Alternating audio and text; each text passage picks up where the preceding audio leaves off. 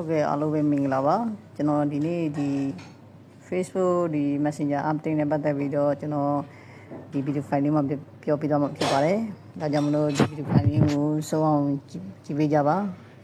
တည်ပြီးတဲ့သူတွေကကြတော့အဲ့ video file လေးကြော်သွားပါတော့မတည်သေးတဲ့သူတွေကကြတော့ဆက်ပြီးတော့ကြည့်လိုက်ကြရအောင်เนาะကျွန်တော်တို့ဒီ Facebook Messenger မှာဒီဘာတွေ update ပြောင်းလဲသွားလဲဆိုရင်ကျွန်တော်အပြတ်ရောင်လေးတွေဖြစ်သွားတာပေါ့နော်တချို့သူတွေကကြတော့မဖြစ်ကြသေးဘူးပေါ့နော်အဝါရောင်လေးပဲဖြစ်တော့ပဲဒီမှာကြတော့အပြတ်ရောင်လေးဖြစ်သွားပြီပေါ့နော်အဲ့ပြတ်ရောင်လေးမှာဒီ Facebook ကနေပြီးတော့ဘယ်လို future တွေပါလာလဲဆိုတာလေးကျွန်တော်တို့တစ်ချက်ကြည့်လိုက်ရအောင်နော်ကျွန်တော်တို့ဒီမှာဆိုရင်သူကဒီ out ဘာနာလေးမှာပေါ့နော် iPhone ပုံစံမျိုးလေးဖြစ်သွားတာပေါ့နော် iPhone မှာဆိုရင်လည်းအဲ့လိုမျိုးအောက်ဘာနာလေးမှာပေါ်တာပေါ့နော်ခုအရင်ကဆိုရင်တော့ကျွန်တော်တို့ဒီအပေါ်မှာပေါ်တာပေါ့နော်အပေါ်ဘက်မှာပေါ်တာပေါ့ဒါပေမဲ့ဒီအောက်ဘာနာလေးမှာပေါ်လာတယ်ဆိုပေမဲ့သူကဘာတွေထပ်ပြီးတော့ပေါ်လာလဲဆိုရင်ကျွန်တော်တို့ဒီ Matcha AI ဆိုပြီးတော့တခုပေါ်လာတာပေါ့နော် Matcha AI မှာဘာတွေလုပ်လို့ရတယ်ဆိုတာလေးကျွန်တော်တစ်ချက်ပြပေးသွားမယ်နော်ဒီမှာ Matcha AI မှာဆိုရင်ကျွန်တော်တို့သူ့မေးလို့ရတယ်ဗျာကျွန်တော်တို့ဒီ ChatGPT မှာမေးတယ်လို့မျိုး tester တွေမှာမေးတဲ့ပုံစံမျိုးပေါ့နော်ဒီ Matcha AI မှာလည်းကျွန်တော်တို့ကလမ်းပြီးတော့မေးလို့ရတယ်ဗျာဒါဒီမှာကျွန်တော်ပထမဦးဆုံးအနေနဲ့ကျွန်တော်တစ်ခုလောက်မေးကြည့်မယ် Facebook ကောက်ပေါ့နော်Facebook ကောက်တစ်ခု Facebook ကောက်ဘယ်လိုဖွင့်လို့ရလဲဘယ်လိုဖွင့်လို့ရမလဲပေါ့နော်ကျွန်တော်အဲ့ဒါလေးချက်သူမေးကြည့်မှာပေါ့နော်အဲ့မှာဆိုသူပြောပါပြီFacebook ကဘယ်လိုဖွင့်ရမှာပေါ့နော်ဘာတွေလိုအပ်တယ်ဒီမှာသူပေးလာတဲ့ link ကနေပြီးတော့ဝင်ပေါ့နော်ဒီလိုမျိုးတွေသူပြောလာတယ်ပေါ့နော်ဒါကကျွန်တော်တို့ဒီပုံမှန်ဆိုရင်တော့ ChatGPT ကိုသွားနေရတယ်ပေါ့နော်ဒါပေမဲ့ ChatGPT မှာလည်းမေးလို့ရတယ်လို့ကျွန်တော်တို့ဒီ Matcha AI မှာလည်းကျွန်တော်တို့မေးလို့ရတယ်အခုကအရန်မိုက်တဲ့future တွေပါလာတာပေါ့နော်ဒီကျွန်တော်တို့ဒီ Facebook ရဲ့ Messenger မှာဒီမှာဆိုသူပို့ပေးတော့ဗျာဒီမှာအကောက်ဖွင့်ရန် click ကိုနှိပ်ပါအသေးအညီ email သို့မဟုတ် phone number လိပ်စာနဲ့စကားဝဲကိုတက်ရိုက်ထည့်ပါပြီးအကောက်ဖွင့်ရန်အောက်ကောက်ဖွင့်ရန် click ကိုနှိပ်ပါပေါ့နော်အဲ့ဒီ activation စာမျက်နှာတို့တွားပြီးတော့ email phone number ကိုလည်းသူတို့ကဒီ supporter လို့ရိုက်ထည့်တာလို့အဲ့လိုမျိုးလည်းလုပ်လို့ရတာပေါ့နော်ပြီးလို့ရှိရင်ကုတ်ပူလာတဲ့ဟာလေးကိုကုတ်ရိုက်ထည့်ပေါ်အဲ့ဒီပုံစံမျိုးလေးသူကပြောပြပေးပါတယ်ခင်ဗျာဒါဆိုရင်ကျွန်တော်တို့ကဒီဥပမာပေါ့နော်ဒီလိုမျိုးတွေမေးလို့ရပြီဆိုရင်ဒီမှာပေါ်မှာဆိုရင်ကျွန်တော်စအများကြီးမေးထားတာလေးတွေရှိတယ်ဗျအင်္ဂလိပ်လိုလည်းမေးလို့ရတယ်မြန်မာလိုလည်းမေးလို့ရတယ်ဗျရန်မိုက်တဲ့ feature လေးတခုပါလာတာပေါ့နော်ပြီးရင်ကျွန်တော်တို့နောက်တစ်ခုက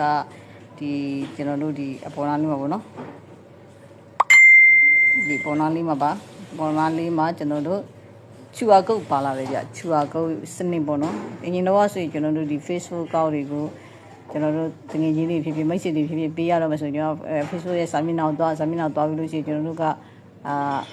ဒီ link ကိုယူပြီးလို့ရှိရင်ကျွန်တော်တို့ကတငယ်ချင်းတွေလမ်းပို့အဲ့လိုမျိုးလုပ်ရတာပေါ့နော်အခုကကျတော့အဲ့လိုမျိုးမဟုတ်တော့ဘဲနဲ့ QR code ကိုထမ်းပြီးပို့လိုက်လို့ရတယ်ထမ်းပြီးပို့လိုက်တာနဲ့သူဒီ QR code လေးကိုနှိပ်လိုက်တာနဲ့ကျွန်တော်တို့ရဲ့ account ထဲကိုတန်းပြီးတော့ရောက်လာတယ်စာချင်းစာ Messenger ကိုလည်းချင်းရောက်လာတယ် account ကိုလည်းချင်းရောက်သွားတော့เนาะအဲ့ system လေးလည်းဒီမှာပါလာတယ်မိုက်တာပေါ့နော်ဒါဆိုကျွန်တော်ဒါလေးကိုတစ်ချက်လက်လေးနဲ့တစ်ချက်ထောက်ကြည့်မယ်ဒီမှာပေါ်လာပါဗျဒီမှာကျွန်တော်တို့ QR code စနစ်တစ်ခုလုံးထည့်ထားပြီးတော့ပေါ့နော်ကျွန်တော်တို့ကဒါကျွန်တော်တို့ရဲ့တငယ်ချင်းမရှိတွေပို့ပေးခြင်းလဲဆိုရင်အောက်မှာ share cloud လေးကိုလက်လေးနဲ့တစ်ချက်ထောက်လိုက်တဲ့အခါကျလို့ရှိရင်အိမ်မှာသူဘယ် future ကနေပြီးတော့ဘယ်တငယ်ချင်းလမ်းပို့မှာလဲ Messenger နေပို့မှာလားဟိုကကျွန်တော်တို့ဒီ Viber နေပို့မှာလား Telegram နေပို့မှာလားအဲ့ Gmail ကနေပို့မှာလားကိုပို့ချင်တဲ့ future လေးတွေသူက app လေးတွေပေါ်လာတယ်ပေါ့နော်အဲ့ app လေးကနေပဲပို့လို့ရတယ်ပြီးလို့ရှိရင်ကျွန်တော်တို့ဒီမှာcoffee လည်းယူလို့ရကြ coffee ယူပြီးလို့ရှိရင်တကယ်ချင်းတယောက်လမ်းပို့လို့လည်းရကြ share ခုလေးနေပြီးတော့ကျွန်တော်ဒီမှာmessenger ကနေပြီးတော့ကျွန်တော်ပို့ပေါ့နော်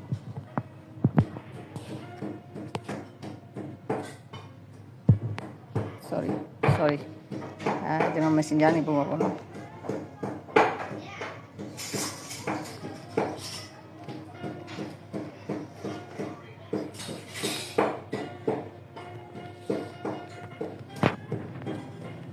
ကျွန်တော်ကောက်လေးကိုကျွန်တော်ပို့လိုက်ပြီဗျ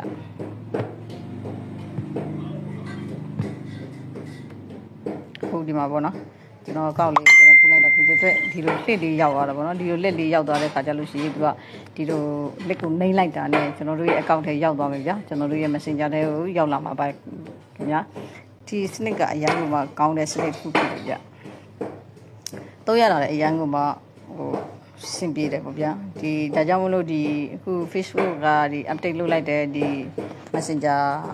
future လေးကအရန်ကိုမှတော့ရတာစင်ပြေတယ် ChatGPT တို့ desktop တို့ကျွန်တော်တို့ပြေးစီအောင်လို့တော့တစ်ခုသိချင်ရင်ဒီ Meta AI မှာတွားပြီးတော့နာမည်ရုံပဲဗျာ